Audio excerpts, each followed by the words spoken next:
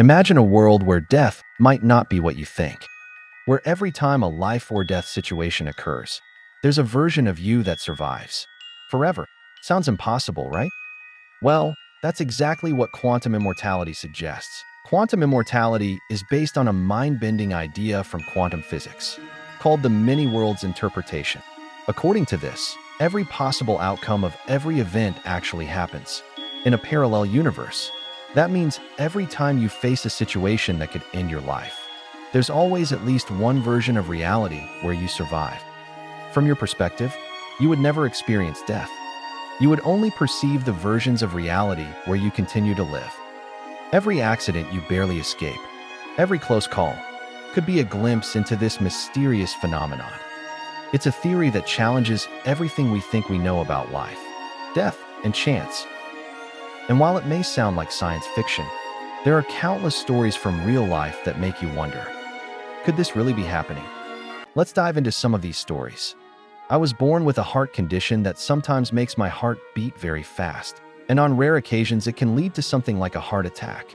When that happens, I obviously end up in the emergency room and get hospitalized for a few days. A few years back, I experienced one of these episodes. In the ambulance on my way to the hospital, I had this strange feeling that I might not make it. I made peace with it, not because I wanted to die, but I just felt ready and not scared at all. A few hours later, I woke up in the hospital. I wasn't feeling great, obviously, but something felt different. I had this strange feeling in my gut, like something was off. It was almost as if I was in someone else's body, but it was still mine. Very hard to explain, but maybe you get the idea. Anyway, I didn't have my phone with me, but I wanted to call my boyfriend to let him know I was okay. The only numbers I had in my head were his, my dad's, and my sister's. I managed to get a phone and dial my boyfriend's number. When he picked up, I felt a wave of relief hearing his voice. I started talking quickly, saying something like, "Hi, it's me. I just wanted to tell you I had some heart problems, but I'm at the hospital now and everything is fine." I expected a response like, "I'll be there as soon as I can," but what I got was, listen, I'm sorry you're in the hospital, but I really don't know who this is." At first, I thought he was joking, so I said, "It's me, Lisa, your girlfriend. I cooked dinner for you and your daughter a couple of days ago. Come on, stop joking."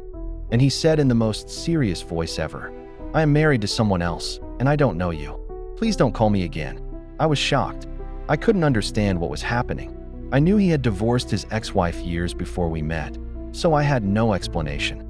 When I got back home, things in my apartment were different. Some items were missing or had been moved, like pictures and paintings.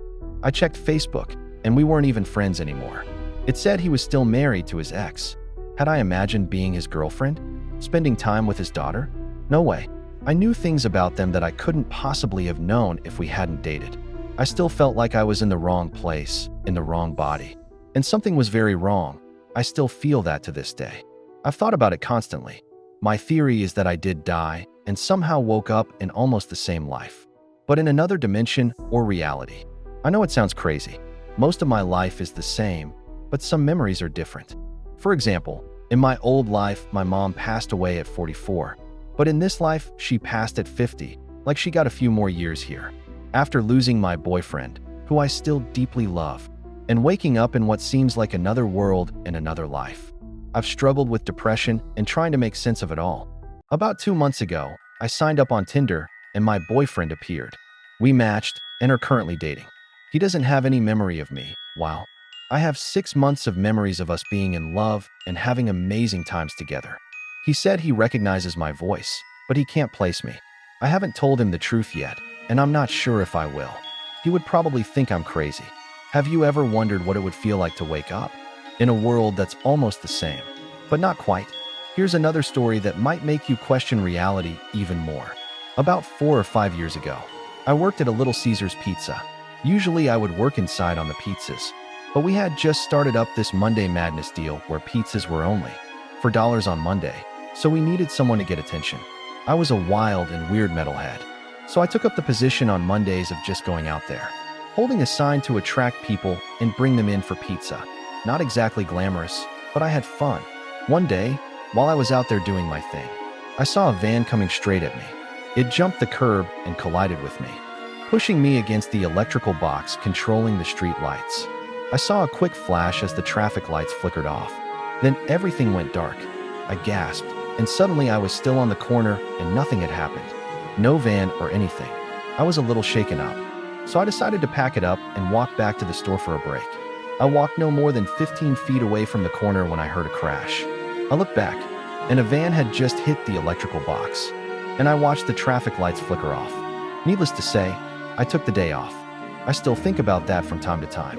Another woman shared her experience on Reddit about a business trip she took a few years ago. She was staying at a hotel she had booked online, but when she arrived, something felt off. The lobby looked familiar, yet some details were different. The front desk clerk's uniform, the artwork on the walls. When she got to her room, it didn't match the booking confirmation. The layout was unusual, and objects she didn't recognize were in the room. She tried calling the hotel reception, but they insisted she had the wrong room number and that her booking didn't exist. Confused and a little uneasy, she checked out early, only to later realize that her credit card had been charged for a completely different hotel in the same city, and she had a receipt for the first one too. To this day, she says she doesn't know if she briefly slipped into another reality or if she had just been experiencing a strange glitch. But the memory of that room and the feeling of being somewhere she shouldn't have been stayed with her. So what do these stories really mean? 3 different people, 3 moments where reality seemed to bend just slightly. A split second, a strange feeling, a life that almost ended, but didn't. According to the idea of quantum immortality, every time a life-threatening moment occurs, reality doesn't simply stop. Instead, it branches. In one version, the story ends, but in another, it continues. And from your perspective, the only one you can ever experience, you would always find yourself in that version where you survive. Not because you're lucky, but because consciousness can only follow the paths where it still exists. If that's true, then maybe these stories aren't coincidences at all. Maybe they're small glimpses into those branching timelines. Moments where something should have ended, but instead, reality quietly shifted.